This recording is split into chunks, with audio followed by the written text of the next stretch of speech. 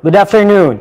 The Chinese aircraft and warships show up during joint patrols of the United States and the Philippines in the West Philippine Sea. During the air patrol on Wednesday, the aircraft's crew members focus on monitoring the conduct of the passing exercise by the U.S. and the Philippine warships off Lubang Island in Mindoro. However, the aircraft also detects a Chinese aircraft and warship inside the Philippines' exclusive economic zone.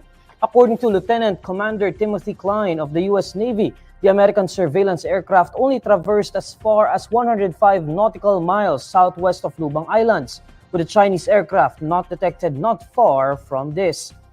The People's Liberation Army's Navy warship is also spotted tailing the bilateral maritime patrols below.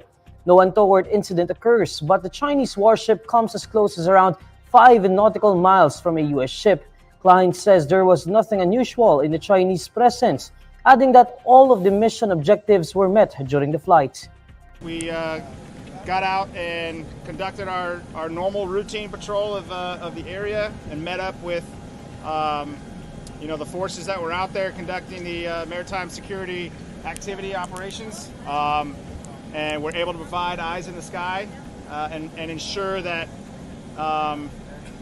they were interacting professionally and safely with all folks involved that were in the vicinity. So happy to announce it was a mission success. Meanwhile, in reaction to the resumption of joint patrols conducted by the Philippines and the U.S., China says it has stated its position to the two countries. It adds that activity must not hurt China's territorial sovereignty and maritime rights and interests. The National Disaster Risk Reduction and Management Council says that weather systems that brought rains and triggered flooding in the country have affected at least 700,000 people. In a situational report on Thursday, the NDRRMC says the total number of individuals affected by the impacts of the shear line and low pressure area belongs to about 180,000 families residing in 904 barangays nationwide.